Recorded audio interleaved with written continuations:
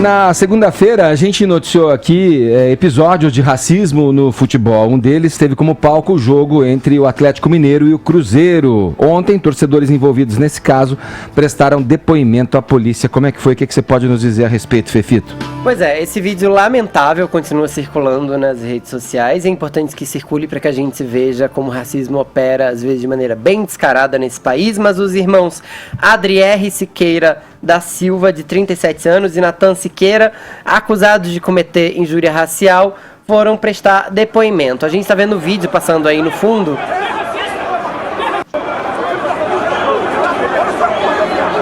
Esse momento lamentável. Eles foram dar uma declaração à imprensa logo depois de prestar depoimento. E aí um deles disse o seguinte: o Natan negou que tenha chamado o segurança de macaco, como teria sido alegado pelo Fábio, que é o segurança, e tentou se defender falando que tem convivência pacífica com negros. A partir de agora, abre aspas. De forma alguma.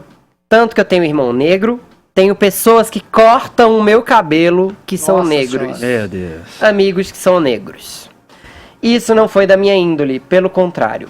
A forma que está circulando nas redes sociais, na imprensa, que eu dirigi a ele a palavra de macaco, de forma alguma eu falei aquilo. A palavra direcionada foi palhaço e não macaco, disse o Natan. O Adrier, que cuspiu no segurança e em seguida gritou, olha a sua cor, disse estar arrependido e falou que estava com os ânimos exaltados. Ele disse o seguinte, abre aspas também: estava com os ânimos exaltados na hora do jogo e quero pedir perdão a ele por todos os insultos que fiz, pelo cuspe que eu proferi. Aquilo não é minha índole. Esse, pelo menos, tentou pedir desculpas direito. O Fábio Coutinho, de 42 anos, trabalha 3 anos como funcionário do estádio, lamentou o ocorrido e disse que a intenção era barrar a ida dos atleticanos até a área restrita, a área da imprensa, mas eles queriam passar de qualquer jeito. Ele disse que foi triste, foi pesado demais e ouviu, olha a sua cor, não põe a mão em mim. Então, pela minha cor, sou inferior a outro ser humano?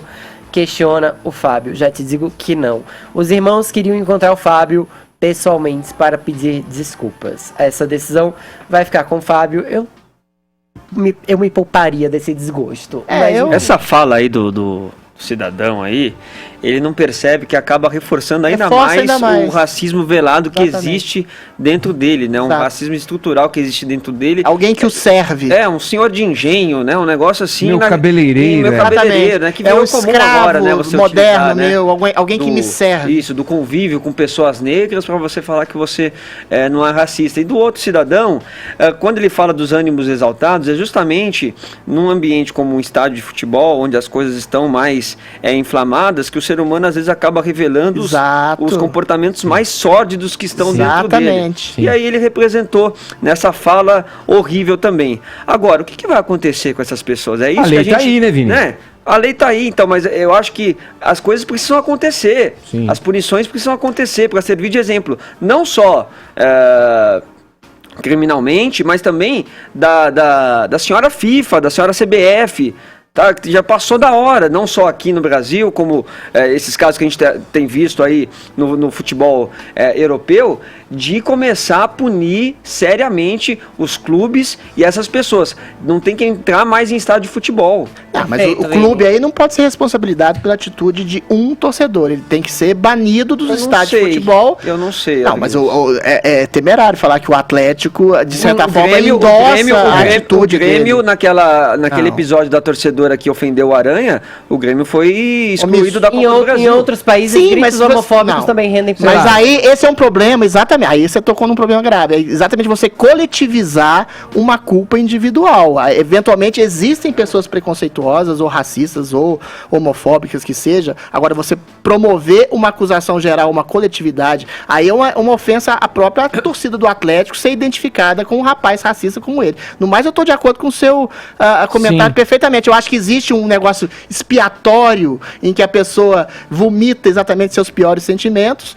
E, eventualmente, E revela a sua intimidade. quando ele diz que Sua índole. uma cabeleireira tocava em mim, ou deixava ela tocar em mim, ele está exatamente estabelecendo um princípio colonialista, alçando a escravatura do século XIX às posições que o servem agora. Mas tem um ponto aí. Agora, preconceito- não é problemático você fazer um julgamento coletivo de uma torcida toda, ainda que seja simbolizada pelo próprio clube Mas Atlético Mineiro. tem um ponto aí, preconceito não é catarse. E muitas vezes Não, Fefe, a eu tô torcida, dizendo. e muitas vezes a Não. torcida serve de plataforma para que esse tipo de preconceito se espalhe. Porque a gente sabe que não é caso isolado, isso não é raro de acontecer, acontece bastante. Pode não ser a melhor medida, mas é a medida que se tem no momento. Até mesmo para que a torcida não queira prejudicar o seu time, ela passe a se comportar e não proferir Mas a punição- imbecilidades como essas. Agora, Adriles, só um minuto. Agora, o que ele fala, eu tô com o Vini e tô com o Adriles nesse sentido. É de um absurdo e de um racismo estrutural gigantesco. Aliás, tá na hora das pessoas no Brasil aprenderem a pedir desculpas. Porque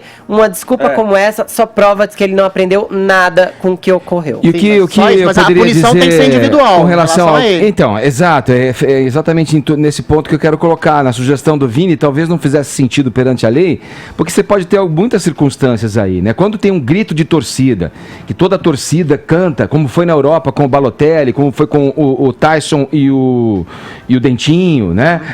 Um grito coletivo, ali você tem uma situação. Esse torcedor, você pode imaginar que ele pode ser um cara infiltrado ali para cometer um ato como esse. Não, ele é um se canalha for gerar individual. Peraí, gente, um ele é um problema canalha pro time individual, adversário, filho. A entendeu? FIFA anunciou punições para as torcidas que cantam bicha no estádio de futebol, quando o goleiro vai bater o time.